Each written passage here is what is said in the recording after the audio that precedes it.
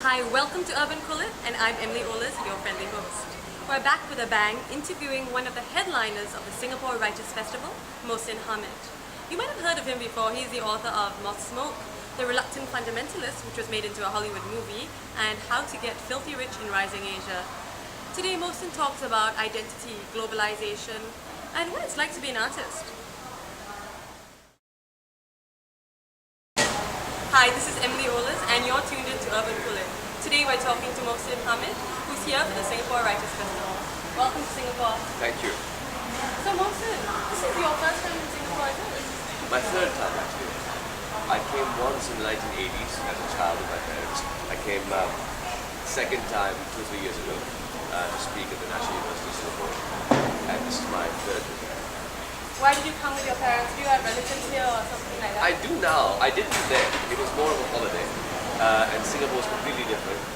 And one way it was different was now I have 8 or 10 relatives and friends living in Singapore. Back then we didn't know anybody. So it's a sense of how much Singapore has changed, that now one has so many friends and family here.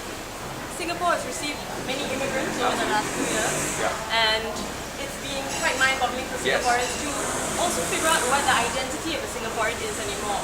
For example, I met a girl the other day who introduced herself as a Singaporean, but she's from India. And I was born here, bred here, and I'm still here, so I see myself as a Singaporean all over. But I think in this rapidly changing world, we're having multi-identities. That's right. And in many ways, Singapore is unusual because it's a city and a country. You can be a Londoner or a New Yorker and not necessarily be an American or British. You can be French and a Londoner.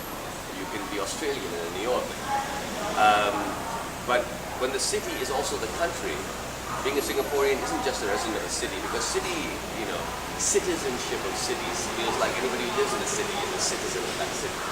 But countries have a different sense. So Singapore has a bit of a hybrid position between being as open with citizenship as a New York or London, and at the same time, having to deal with this idea of, are you a Singaporean? What does that mean?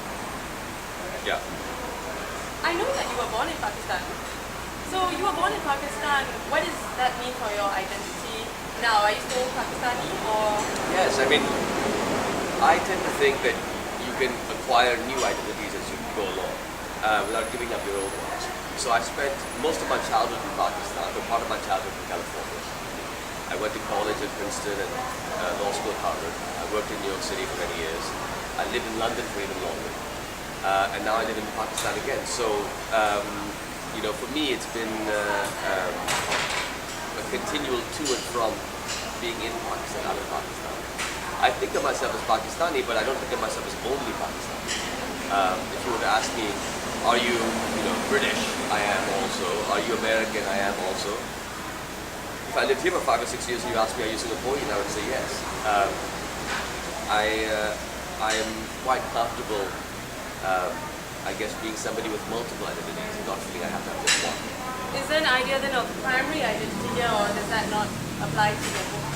But I think actually it's a mistake to think of identity as being singular or that being something as primary. Taking myself as an example, I am Pakistani. Also British, I have a British passport as well as a Pakistani one. Also American, because I've lived in America for 17 years, although I'm not an American citizen.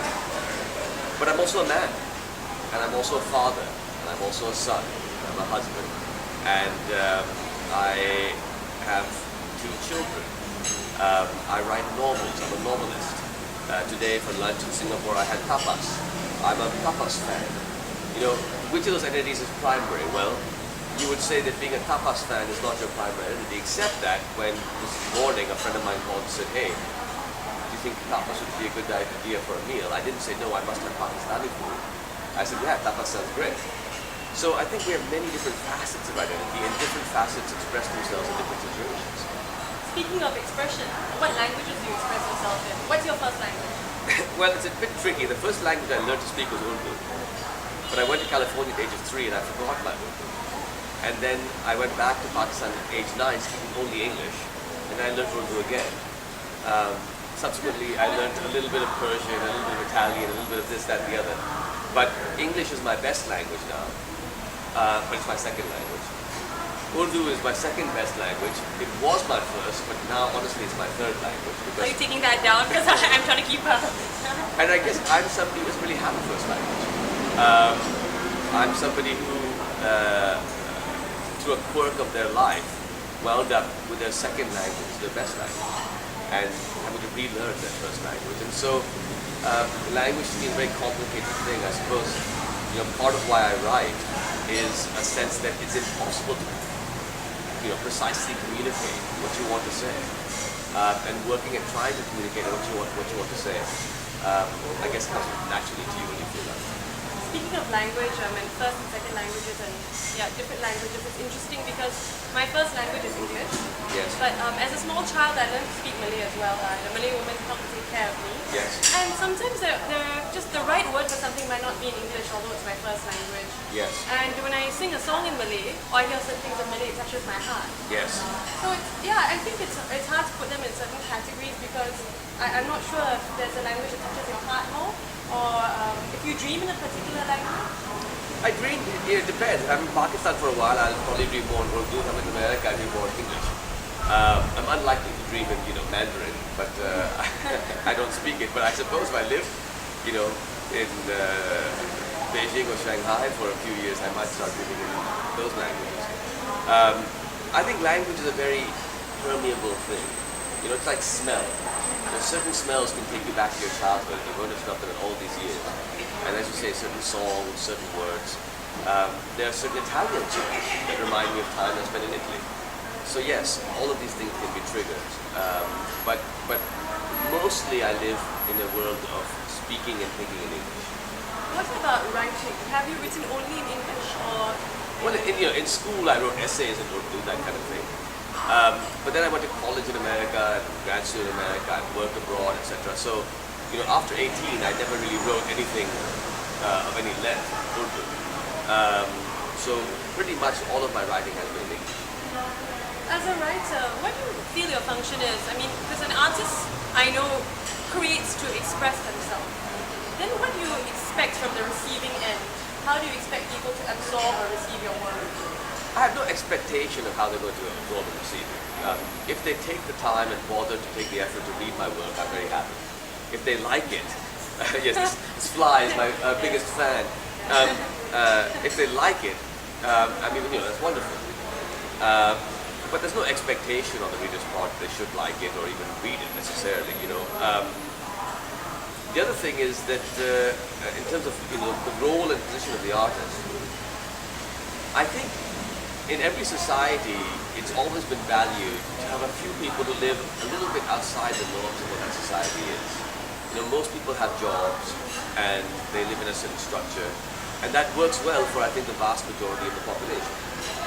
But a few people prefer to live in a world where they don't have, any job as such. I mean, let's say next week, if I decide next week I would like to just go for a walk every morning, eat peanuts, and stare at the sky, I can do that. I don't have anything I have to do.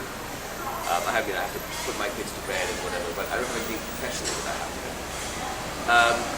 And so I think in some ways, one of the usefulness that artists have for the society around them is people like having a few members of their society living outside of the usual rules, just to see what that means about human beings. It's why, although we have so many farms in the world, people still go to Africa to see a safari. You just want to see a few animals living wild, doing whatever they do. And in that sense, I think artists are a little bit like safari animals. They're still wandering around the planet, doing whatever crazy thing it is that they want to do. And the rest of humanity is probably happy not to be like that themselves, but enjoys occasionally connecting with and seeing what comes out of that kind of exploration. I'm sure the artists watching would appreciate that analogy. Yes, definitely. We are the wild ones. I think as well, you've mentioned before, I've heard a writer holding up a mirror. So is like the safari animal actually holding up a mirror to the wildness within oneself? Absolutely. I think what happens is, well, the safari analogy can be taken too far.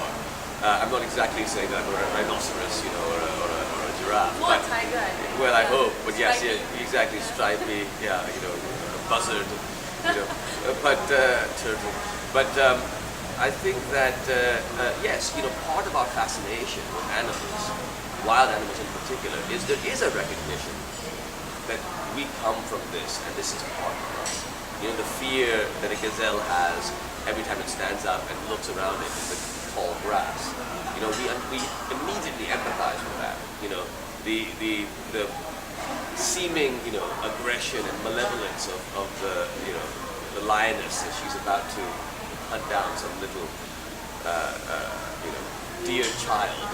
Bambi. Yes, Bambi. We know within ourselves that aggression exists. So yes, there is that. But separately from that, I think because we can communicate, we have that aspect of ourselves which animals don't have the same degree of sophistication. It's a case where the lioness can just pause and say, "So, you're sitting over there. Let me tell you a story about the other time I hunted Bambi, and here's how it felt." And that's something, of course, that animals can do, which I think is valuable. Storytelling is valuable, and imagination is valuable. Going beyond what we think of as reality is important, because reality is itself a construction. We invent our personalities, and we invent our behaviors. And so I think transcending that, imagining other things, is always going to be useful. I think it's worth keeping in mind that the notion that we have these countries is made up. Of course, Singapore exists. There are passports that say you're from Singapore. There's laws that are from Singapore. And the same is true of Pakistan and America and India and other countries. But we've made these artificial lines on maps ourselves. The birds don't recognize them. The fish don't recognize them. And I think it's worth keeping in mind that these are artificial, illusionary constructs. They may be helpful, because inside little organizations like cities or countries, we can, build what we need, schools and transport systems and hospitals, and that helps human beings live better lives. But we shouldn't begin believing in them too strongly, to the extent we think that, Singaporeans are different from Indians, we are different from Pakistanis, or different from Chinese, or different from Americans. I think once we start thinking in those terms, we're deluding ourselves. There are some Pakistanis who maybe are very Singaporean. Some Singaporeans are very American. Some Americans are very Chinese. You hear that sometimes, like a friend might say to me, "Oh, Yes. you're very Indian," or "Oh, you're being so Chinese." So Absolutely. yes. There's this thing, the Paris syndrome. That Japanese tourists in particular are known to go to Paris, and when they get there, they're so shocked by how rude and un-Parisian the Parisians are.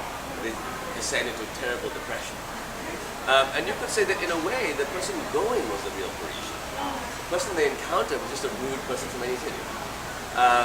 And I think that that is something that we often overlook. That we're so keen to believe that people are like us in our place and different from us in other places, that we ignore the fact that there may be people just like us in other places, and people very different from us in the places where we live.